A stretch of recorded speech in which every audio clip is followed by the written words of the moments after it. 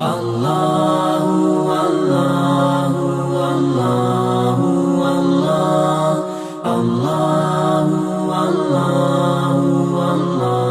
سب سے پہلے اس اللہ وحدہ کا شکریہ ادا کرتی ہوں جس نے ہم تمام کو اشرف المخلوقات میں پیدا کیا، اور لاکھوں کروڑوں درود و سلام ہو ہمارے آخری نبی جناب محمد مصطفیٰ صلی اللہ علیہ وسلم پر۔ میں جس موضوع پر روشنی ڈالنا چاہتی ہوں اس کا عنوان یہ ہے کہ انسان کی موت اور اس کی آخری سانسیں۔ موت ایک اٹل حقیقت ہے جس سے کسی کو مفر نہیں۔ اللہ تعالیٰ سورہ آل عمران آیت نمبر 180 پر 5 میں ارشاد فرماتا ہے، کل نفس ذائقۃ الموت، ہر نفس کو موت کا مزہ چکھنا ہے۔ موت کا وقت متعین ہے، اپنے وقت سے پہلے موت نہیں آتی، جب وقت ختم ہو جاتا ہے تو بھی نہیں ٹلتی، بتا کر نہیں آتی بلکہ اچانک حملہ کر دیتی ہے۔ البتہ اس کی بے شمار نشانیاں ہیں۔ عقل مند انسان وہ ہے جو موت کو اپنے سرہانے دیکھنے سے پہلے اس کی علامتیں دیکھ کر عبرت حاصل کر لیتا ہے۔ ایک مرتبہ کا واقعہ آتا ہے کہ حضرت داؤد علیہ السلام نے اپنے گھر میں کسی اجنبی شخص کو دیکھ کر پوچھا، تم کون ہو، یہاں کیسے آئے ہو؟ تو انہوں نے جواب دیا، میں وہ ہوں جو بادشاہوں سے خوف نہیں کھاتا، اور مضبوط محلوں میں داخل ہونے سے مجھے کوئی روک نہیں سکتا، اور میں رشوت کو قبول نہیں کرتا۔ تو داؤد علیہ السلام نے جواب دیا، پھر تو تم ملک الموت ہو۔ اور داؤد علیہ السلام کہنے لگے، میں ابھی پوری طرح تیار نہیں ہوں۔ تو ملک الموت نے کہا، تمہارا فلاں رشتہ دار کہاں ہے، تمہارا فلاں پڑوسی کہاں ہے؟ تو داؤد علیہ السلام نے جواب دیا، وہ سب مر گئے ہیں۔ تو ملک الموت نے کہا، کہ آپ کو تیاری کرنے کے لیے ان سب کی موت کافی نہیں تھی؟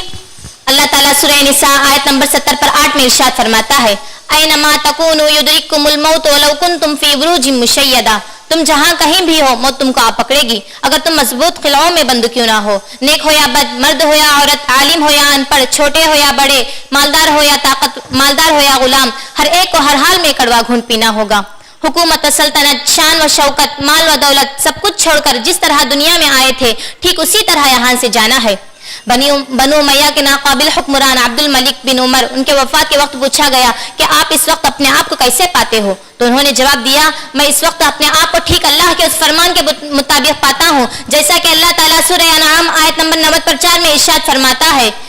اعوذ باللہ من الشیطان الرجیم، بسم اللہ الرحمن الرحیم، وَلَقَدْ جِئْتُمُونَا فُرَادَىٰ كَمَا خَلَقْنَاكُمْ أَوَّلَ مَرَّةٍ وَتَرَكْتُمْ مَا خَوَّلْنَاكُمْ وَرَاءَ ظُهُورِكُمْ، اور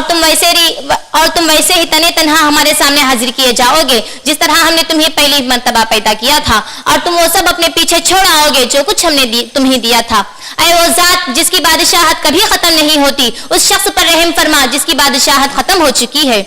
معزز سامعات، موت کی تکلیف تلوار کی ضرب، آرے اور قینچی کے کاٹ سے زیادہ تکلیف ہوتی ہے، جو عقل کو نارا، زبان کو گونگا اور تمام اعضاء کو کمزور کر دیتی ہے، یہاں تک کہ قوت گویائی بھی ختم ہو جاتی ہے۔ کمزوری اور تکلیف کی وجہ سے انسان کی آنکھیں پترانے لگتی ہیں، جیسا کہ اللہ تعالیٰ سورہ قیامہ آیت نمبر 20 پر 6 سے 30 تک ارشاد فرماتا ہے، اعوذ باللہ من الشیطان الرجیم، بسم اللہ الرحمن الرحیم، کلا اذا بلغت التراق وقیل من راق وظن انہ الفراق والتفت الساق بالساق الی ربک یومئذ المساق، ہرگز نہیں جب جان ہنسلی تک پہنچ جائے گی اور کہا جائے گا ہے کوئی جھاڑ پھونک کرنے والا، پھر بیمار کو یقین ہو جائے گا کہ وقت جدائی کا ہے، پھر پنڈلی سے چپک جائے گی اور کہا آج تیرے رب کی طرف روانگی ہے۔ معزز سامعات، ذرا تصور کیجئے کہ سامنے ایک لاش بے جان بے حس اور بغیر حرکت کے زمین پر پڑی ہوتی ہے، لوگ اسے گھیرے ہوئے ہیں، غسل دینے کفن پہنانے کی تیاریاں ہو رہی ہیں، وہ کسی اور کی نہیں بلکہ ہر شخص فرض کر لے کہ وہ خود اپنی لاش ہے، پھر غور کر لے کہ اس وقت اس مقام اور اس حالت کے لیے اس نے کیا تیاری کر رکھی ہے۔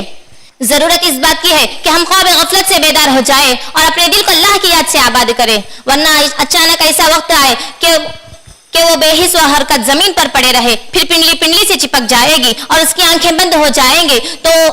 پھر چند کاندھوں پر سوار ہو کر اس کو ایک تنے تنہا تنگ و تاریک گڑھے میں ڈال دیا جائے گا، پھر فرشتے آ کر اس کو سوال کریں تو افسوس ملتے ہوئے کہنے لگے گا، اے میرے پروردگار مجھے واپس لوٹا دے تاکہ میں اپنی چھوڑی ہوئی دنیا میں جا کر نیک اعمال کروں۔ معزز سامعات، لیکن اس وقت اس کے پکارنے کا کوئی فائدہ نہیں ہوگا، اس لیے ہمیں چاہیے کہ ہم دنیا میں رہ کر اس زندگی کے لیے سامان تیار کریں۔ آخر میں اللہ تعالیٰ سے دعا ہے کہ اللہ تعالیٰ ہم تمام کو موت کو کثرت سے یاد کر کے اعمال صالحہ کرنے کی توفیق دے، آمین ثم آمین۔ السلام علیکم ورحمۃ اللہ وبرکاتہ۔